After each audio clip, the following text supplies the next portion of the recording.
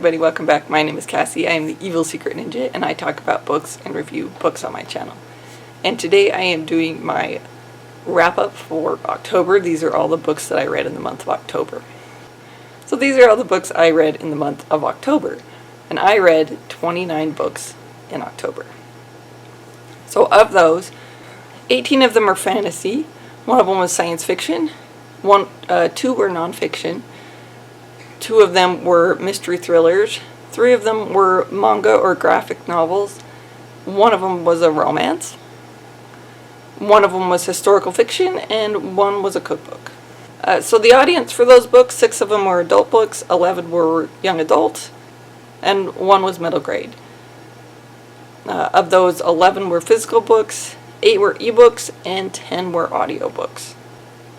So I'm going to start with my lowest rated book and go up to my highest rated book, and I do try to give things like a 10-star rating as opposed to a 5-star rating, since I know only 5 stars available on Goodreads, and I try to adjust, but I just like a larger range of ratings than just the 5 stars.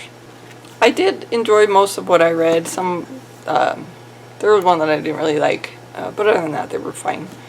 So my lowest rated book this month was Deep Blue by Jennifer Donelly, and this is a young adult. I think it kind of holds that line between like young adult and middle grade, because it's more middle grade, and I just didn't like it. Fantasy about mermaids, and I just really didn't like it. I thought a lot of the things in it were just, they just weren't that interesting.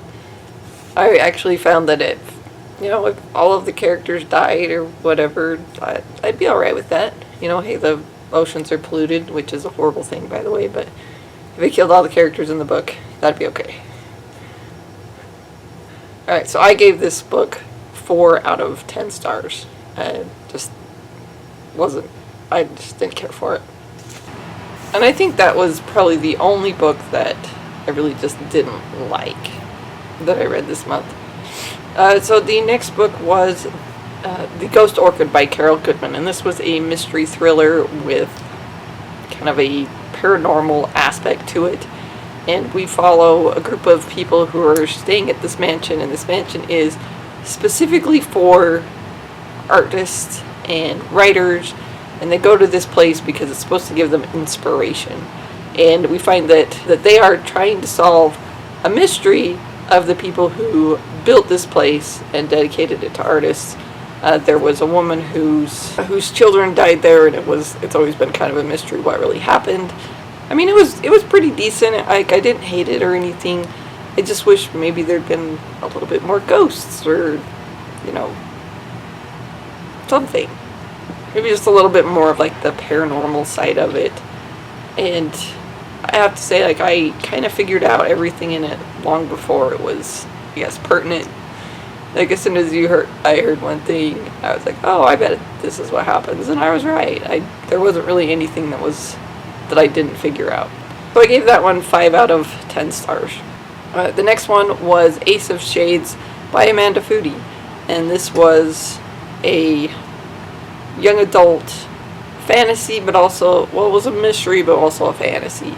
So this girl, her mother goes missing, and it goes to what they call the City of Sin, which is where a lot of gaming goes on, and a lot of people disappear and stuff like that. So she decides she's going to go find her mom, and finds out that everything that she was taught to believe in her life might not be true.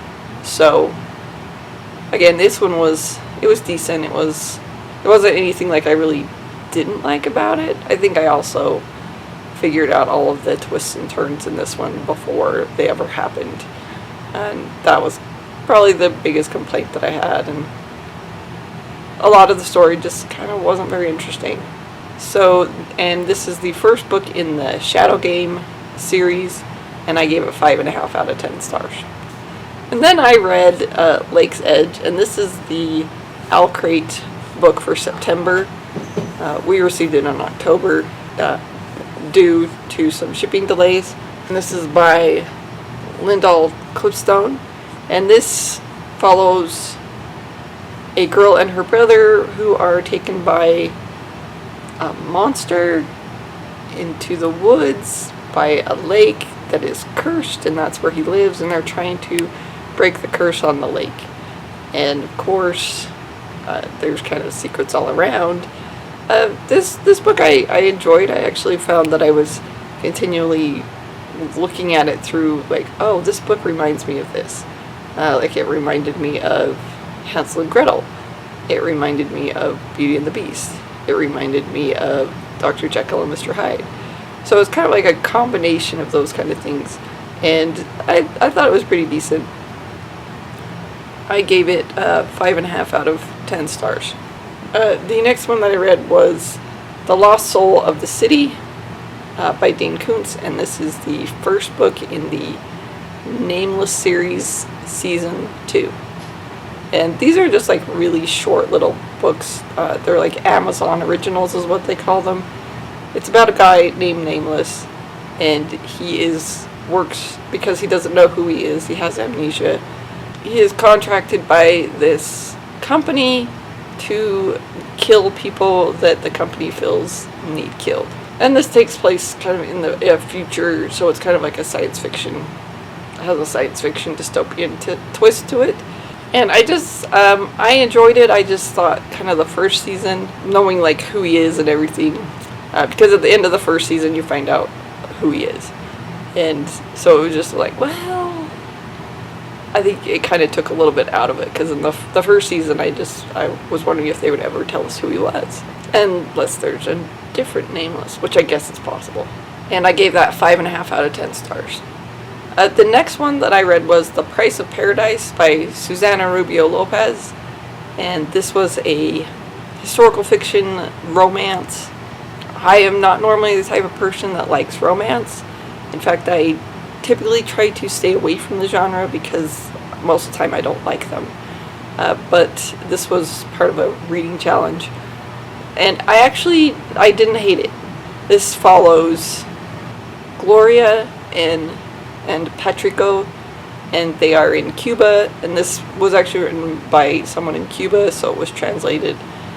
And Gloria is the wife of like a big mobster in the town, and she was forced to marry him at a young age, and then she falls in love with the kid who immigrated from Spain. He works at the department store.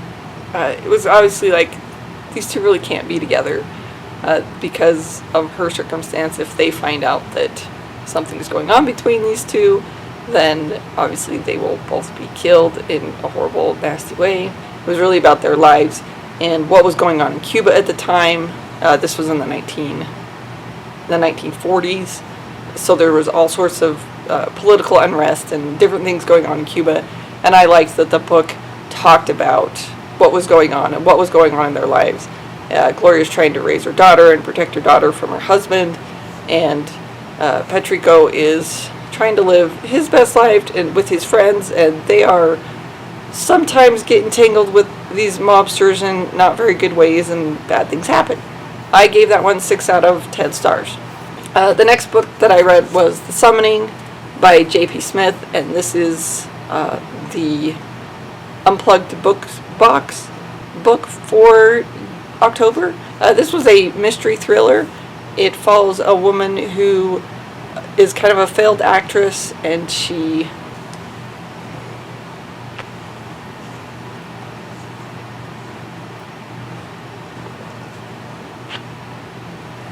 a failed actress, and she decides she's going to pretend to be a medium, so she looks through the obituaries and then calls people and tries to tell them that she can speak to their loved ones.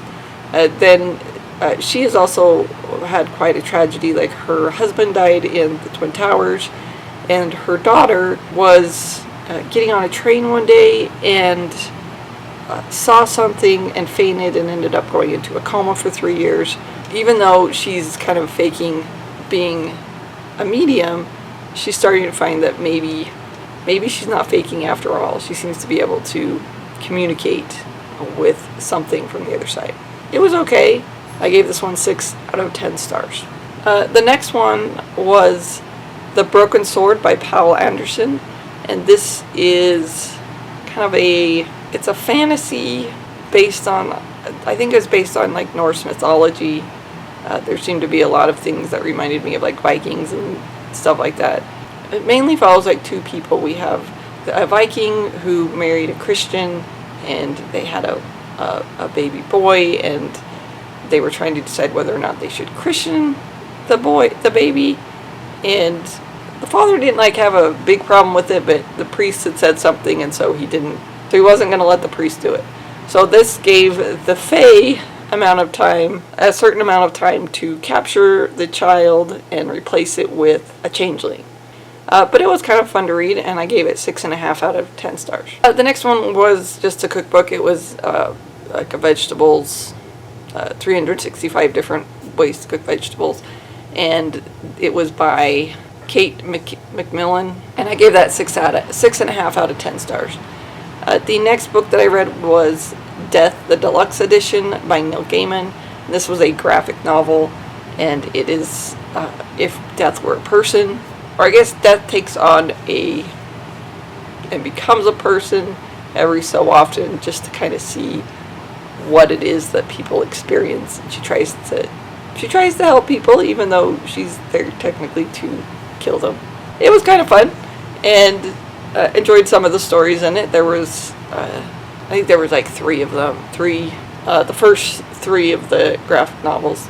So I gave that one 7 out of 10 stars. The next one was Crooked Kingdom by Leigh Bardugo. This is the second book in the Six of Crows series, and this series follows in the Grishaverse, and we follow 6 characters who have performed a heist, and now this is like the aftermath and all of the loose ends that need to be tied up. So I enjoyed that pretty good.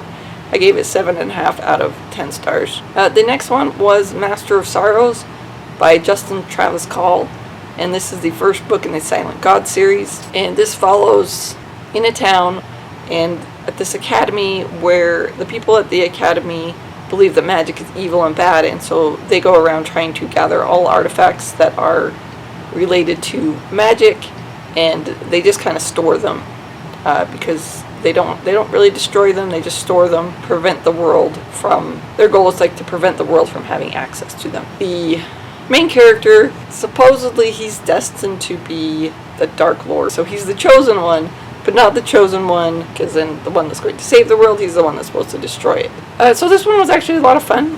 Enjoyed it. I gave it 7.5 out of 10 stars. The next one was Weird, the Power of Being an Outsider in an Insider World by Olga Khazan, and this is a nonfiction. The author was looking at people that feel like they don't fit in where they're at, so she certainly looked at like immigrants and biracial people and just kind of people who live in a community that felt like even the political or what was going on in that community didn't match what they wanted out of life. It was quite interesting. I don't know that I agree with everything in it, but it was kind of an interesting way of looking at like, hey, well, how we as people try to find people who are like-minded as we are, who believe in the same things that we do. And so I gave that 7.5 out of 10 stars. The next one I read was Trail of Lightning by Rebecca Roanhorse, and this is the first book in the Sixth World series. And this is a dystopian novel. There's been a great flooding, so water, like fresh water, is kind of a commodity. And along with this flooding, there has come a lot of demons. And so we follow a girl who is out to destroy these demons. I did figure out a lot of the twists before they happened, but I enjoyed it pretty good. I gave it 7.5 out of 10 stars. I reread Gardens of the Moon by Stephen Erikson. It's the first book in the Malazan Book of the Fallen. It was just a reread, so I really need to talk about it. I've talked about it before. And I reread it because I'm trying to get through the series. And even though I started this series this year, I felt like if you've ever read it, you understand how confusing it is and how hard it is to hold on to. So I'm starting it over. I'm going to read through the whole series this time. Next book that I read was Academs Fury by Jim Butcher. This is the second book in the Codex Alera series. So this follows Tavi, and Tavi doesn't have what they call a Fury, which is like a elemental companion. The first one was kind of like in this town, and Tavi discovered an army that was coming to attack them, and he's trying to protect his people. And in this one, he is given the opportunity to go to the academy to learn a skill. And even though he doesn't have a Fury, so that kind of makes him below everybody else, he has gained favor with the ruler, and I liked it. There was just a couple of times that I felt there were phrases and things that just seemed a little cheesy, and a little bit too much of, oh, fate of the empire rests on me, and he's just, but there, I didn't really figure out like all the twists and turns, and figured out then we have kind of uncovered that maybe there's something special about Tavi after all, as if we didn't already know that. Otherwise, why would he be the main character? I gave this 8 out of 10 stars. And then I read The Walander. This is the third book in the Drenai saga by David Gemmell. These books all kind of have like, so far have had like a similar feel. There's a battle that's taking place. We have a lot of setup for the battle, and then we have the battle itself. And this one also had a kind of a little adventure where they're looking for this set of armor that's not magic, but it is shiny. So I gave this one 8 out of 10 stars. It was a lot of fun. The next 3 were the Elder Empire Shadow series. And so I read all 3 in the trilogy of Killers and Kings, of Darkness and Dawn, and of Shadow and Sea. And these are by Will Wight. And these are, so the Elder Empire series has the Shadow series and the Sea series. And these are, the Shadow trilogy follows an assassin and her guild and the ways that they try to make the world safe from the elders, who some people worship them, some people fear them, and some people try to get them to help out in human endeavors, but they are kind of more sinister than that. There's something that they want from people, and they don't really care who gets hurt. So of Killers and Kings, I gave 8.5 stars, and that was the final one. And the other 2 I gave 9 stars. So there was just a couple of things in Killers and Kings that I didn't like as much. But not really, I won't say like it's a huge difference. So that series was a lot of fun. The next book was Waterdancer by Ta-Nehisi Coates. And this was a historical fiction with kind of a magical realism element to it. So it takes place during slavery, and we have a boy who has a certain connection with water. He is the son of, obviously, the master of the plantation, and he has a brother who is fully white, and because he's the son of one of the slaves. His father's pretty ruthless. He sold his mother. He expects this boy to like take care of his legitimate son. They both fall into the river, and the white son dies. The slave son survives, and he ends up like joining like the Underground Railroad and different things like that. And it was a really good story. I enjoyed it a lot. I gave it 9.5 out of 10 stars. It was very beautifully written, and yeah, I don't really have anything negative to say about it. The next book that I read was The Graveyard Book by Neil Gaiman, and this is, in this book we follow a boy whose family was killed by, all we know is his name is Jack, and he was just a toddler when that happened. And for whatever reason, the night that Jack killed his family, he just happened to decide he needed to go for an adventure, and went out his front door and wandered into the graveyard. And so the ghosts of the graveyard are protecting him from Jack, and he is raised by the ghosts in the graveyard. So this was actually a lot of fun. It was quite interesting. So I gave this one 9.5 out of 10 stars. Okay, the next one that I read was The Way I See It by Temple Granden. And this is a personal look at autism and Asperger's. So Temple Granden is a person with autism. She has 2 doctorate degrees. One of them is in like animal science, and she has more or less like revolutionized the way that animals are slaughtered in a humane way. She also does a lot of work with autistic people and teaching people how to help their children and so forth that are autistic. And this was really great. Like she's a pretty amazing person, and I really enjoyed this. I gave it 9.5 out of 10 stars. The next one that I read was Jade City by Donelly, and this is the first book in the Greenbone saga. And this is a kind of gangster fantasy. I mean, it's hard to put like what decade it happened in, because there's not cell phones or anything, but there are phones, and there are guns and different things like that. So this is based on the use of jade, which gives people certain abilities, and only certain people can use jade because they have the right bloodline. There is a new drug on the market that allows everyone to be able to use the power of jade. And this drug is highly addictive, of course. And I enjoyed that one a lot. I gave it 9.5 out of 10 stars. The next one that I finished was Seeds of Rebellion by Brandon Mull. This is the second book in the Beyonder series. And we follow a couple of kids from our world who are transported into a magical world. And they are trying to defeat the evil wizard. This one kind of answers some questions like why they were brought there and who brought them there.